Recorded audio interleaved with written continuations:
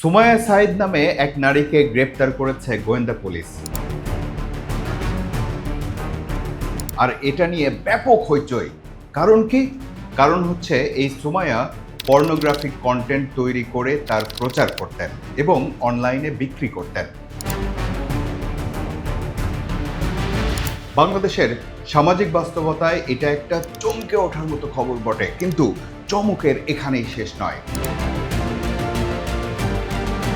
বলা হচ্ছে বাবা ও প্রেমিকের সহায়তায় পর্নোগ্রাফি তৈরি করতেন সুমাইয়া।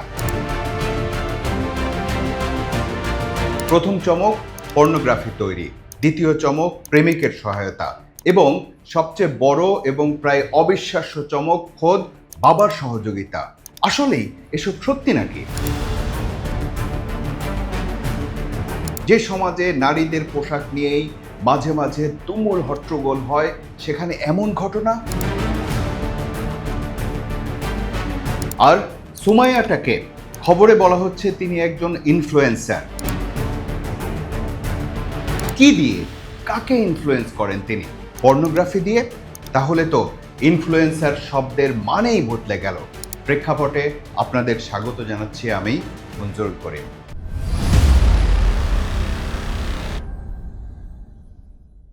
কিভাবে এই ঘটনা শুরু হলো সেটা বলি। গোয়েন্দা পুলিশের সূত্রে খবরে বলা হয়েছে, নিয়মিত সাইবার নজরদারির সময় সুমাইয়ার ইনস্টাগ্রাম ও টেলিগ্রাম চ্যানেলে আপত্তিকর কন্টেন্ট ও তা বিক্রির প্রচারণা নজরে আসে। তদন্তে দেখা যায়, মোবাইল ব্যাংকিং সেবার মাধ্যমে অর্থ সংগ্রহ করে অশ্লীল ছবি ও ভিডিও সরবরাহ করত এই চক্র।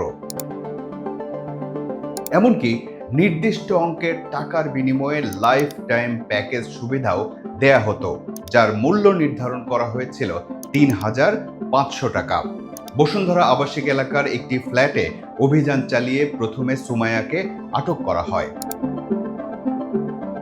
পরবর্তীতে তার দেওয়া তথ্যের ভিত্তিতে বাড্ডা এলাকা থেকে গ্রেপ্তার করা হয় সুমাইয়ার প্রধান সহযোগী ও প্রেমিক খাজা সাকলাইন ফারুককে। এ আবার কেমন প্রেমিক? প্রেমিকাকে দিয়ে পর্নোগ্রাফির ব্যবসা করায়? এই প্রশ্ন নিয়ে আপনাদের ভাবনাটা শেষ করতেই পারবেন না। কারণ শুধু প্রেমিক নয়, অনৈতিক এই কাজে সায় দেওয়া এবং অর্থ গ্রহণের অভিযোগে সুমাইয়ার বাবা মোহাম্মদ আবু সাঈদকেও সংশ্লিষ্ট মামলায় আসামি করা হয়েছে বলে জানা গেছে। একটু আগেই তো শুনলেন, সুমাইয়ার যে পর্নোগ্রাফি কন্টেন্ট আছে সেগুলোর ক্রেতাদের জন্য একটা লাইফ টাইম প্যাকেজ আছে। এর মূল্য ৩৫০০ টাকা, অর্থাৎ একবার ৩৫০০ টাকা দিলে সারা জীবন তার গোপন ভিডিও বা ছবি দেখা যাবে। এসব তথ্যে যদি অবাক হন তাহলে বলি, এসব প্যাকেজ বিক্রি করে সুমাইয়ারা নাকি এরই মধ্যে কমপক্ষে ৪৮ লাখ টাকা উপার্জন করেছে। এই ঘটনা সামনে থাকলো, এবার আপনাদের একটু চিন্তার জগতে নিয়ে যাই।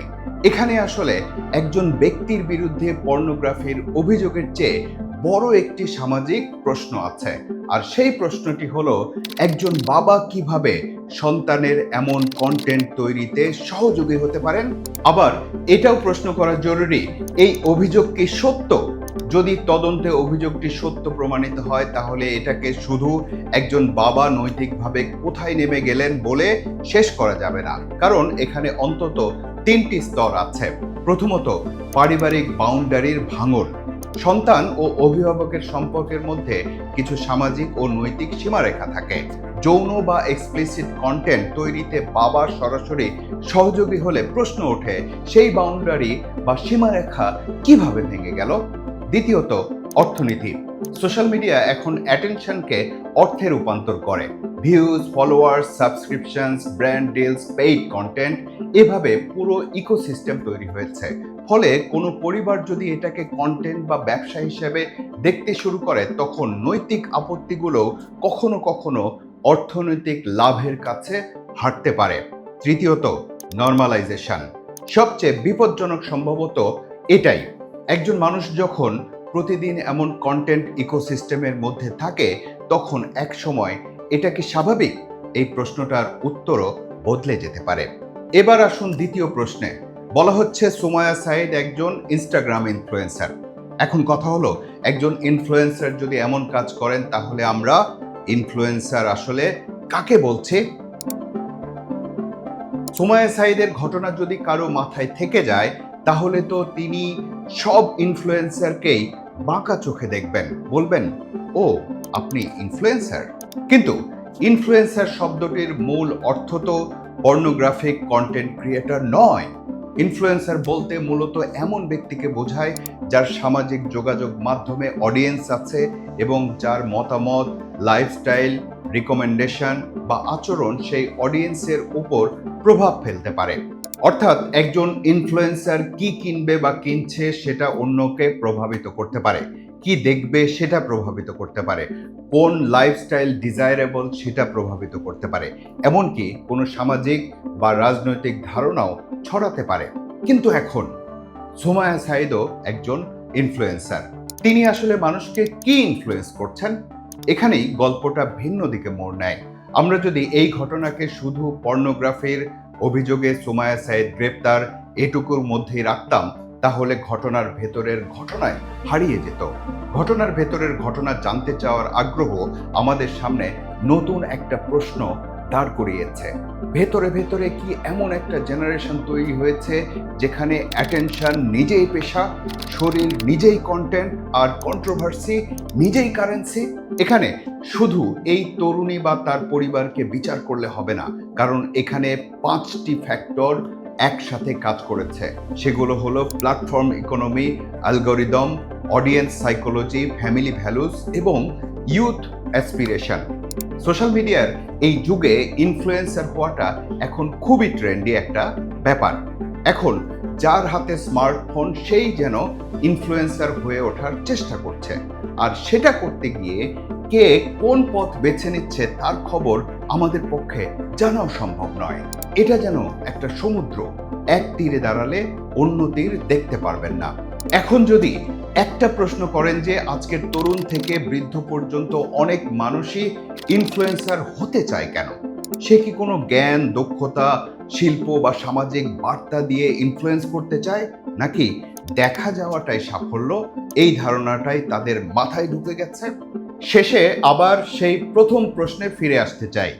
একজন বাবা যদি সত্যিই নিজের সন্তানের এক্সপ্লিসিট কন্টেন্ট তৈরিতে সহযোগিতা করে থাকেন তাহলে প্রশ্ন শুধু এটা নয় যে এই বাবা এমন করলেন কেন, প্রশ্নটা আরো বড়। কোন সোশ্যাল এনভায়রনমেন্ট একজন বাবার কাছে এটাকে কাজ হিসেবে গ্রহণযোগ্য করে তুলতে পারে? আর একজন ইনফ্লুয়েন্সার যদি নিজের শরীর, ব্যক্তিগত জীবন কিংবা কন্ট্রোভার্সিকে ব্যবহার করে লাখ লাখ মানুষের অ্যাটেনশন পান তাহলে প্রশ্ন শুধু এটা নয় যে তিনি কি কন্টেন্ট বানাচ্ছেন, প্রশ্নটা হলো তিনি আসলে কি ইনফ্লুয়েন্স করছেন। আর সবচেয়ে বড় প্রশ্ন হলো আমরা যারা সেই কন্টেন্ট দেখি, ক্লিক করি, শেয়ার করি, ভাইরাল করি, আমরা কি শুধুই অডিয়েন্স, নাকি আমরাও এই নতুন কালচারের নির্মাতা? কারণ শেষ পর্যন্ত সোশ্যাল মিডিয়া শুধু সমাজকে দেখায় না, সোশ্যাল মিডিয়া সমাজকে বানায়ও।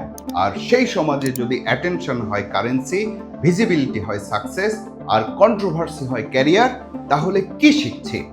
ইনফ্লুয়েন্স করা, নাকি শুধু দেখা যাওয়ার জন্য নৈতিকতার সীমাও পার হয়ে যাওয়া? এই প্রশ্নটার উত্তর শুধু কোনো একজন ইনফ্লুয়েন্সারের কাছে নেই, উত্তরটা আছে আপনার, আমার, আমাদের সবার কাছে।